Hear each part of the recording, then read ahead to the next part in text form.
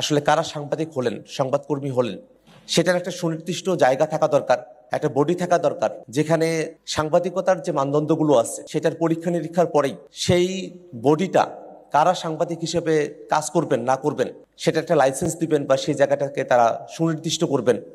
একটা পেশাগত জায়গা থেকে সাংবাদিকদেরকে একই ছাতার নিচে নিয়ে আসার একটা উদ্যোগ গ্রহণ করা আমাদের জন্য খুবই জরুরি হয়ে দাঁড়িয়েছে।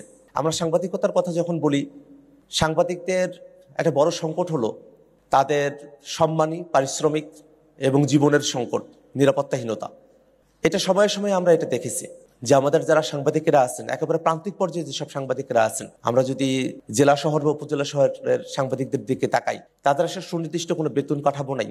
তারা মাস শেষে তারা বেতনটাও পান না। তো তাদেরকে নির্ভরশীল হয়ে থাকতে হয়, মুখাপেক্ষী হয়ে থাকতে হয়। এই যে মুখাপেক্ষী হয়ে থাকাটা, সেটাও কিন্তু স্বাধীন সাংবাদিকতার ক্ষেত্রে একটা ব্যাঘাত তৈরি করে। Bashundhara public school and college 2026 শিক্ষাবর্ষে ভর্তি চলছে। যদি জেলা পর্যায়ের কোনো সাংবাদিককে কোনো রাজনৈতিক নেতার কাছে অথবা কোনো প্রতিষ্ঠানের কাছে মুখাপেক্ষী থেকে তার জীবন চালাতে হয়, তাহলে সংবাদ প্রকাশের সময়টাতেও তাকে কিন্তু সেই রাজনৈতিক দল বা নেতা বা সেই যে প্রতিষ্ঠান, তাদের মতো করে সংবাদ পরিবেশনের এক ধরনের মনস্তাত্ত্বিক চাপের মধ্য দিয়ে তাদেরকে যেতে হয়।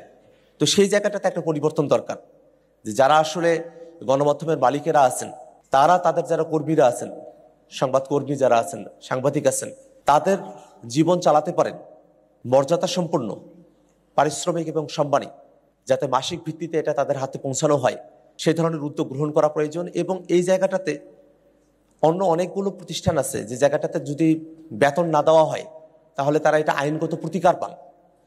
কিন্তু আমাদের সাংবাদিক বন্ধুরা তারা যদি বেতন না পান তাহলে তাদের কত আইনগত কোনো প্রতিকারের জায়গা নেই। তো আমরা জাতীয় নাগরিক পার্টি মনে করি যে আমাদের সাংবাদিক বন্ধুগণ তাদের যে বেতন কাঠামো, সেটা থেকে যদি তারা বঞ্চিত হন তাহলে তারা আইনগত উপায় একটা প্রতিকার তারা পাবেন, সে ধরনের ব্যবস্থা করার দিকে আমাদেরকে যেতে হবে।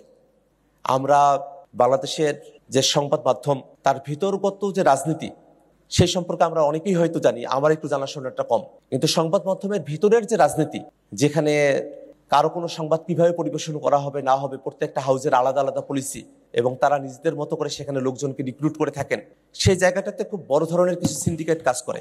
তো আমরা জাতীয় নাগরিক পার্টি মনে করি যে সাংবাদিকতা এবং গণমাধ্যমের ভিতরগত যে রাজনীতি, সেখানে যে ধরনের কলুষতা আছে, সেটা থেকে আমরা কিভাবে বেরোয় আসতে পারি, কিভাবে বাংলাদেশের রাজনৈতিক পরিমণ্ডলে যে কলুষতা, সেখান থেকে আমরা নিজেদেরকে বের করতে পারি, এবং সাংবাদিকতার ভিতরগত যে কলুষতা, সাংবাদিকতার ভিতরগত যে রাজনীতি, সেটাকে আমরা কিভাবে ঠিক করতে পারি, সেজন্য আমাদের সকলকে মিলে একটা সমন্বিত পদক্ষেপের মধ্য দিয়ে আমাদেরকে যেতে হবে।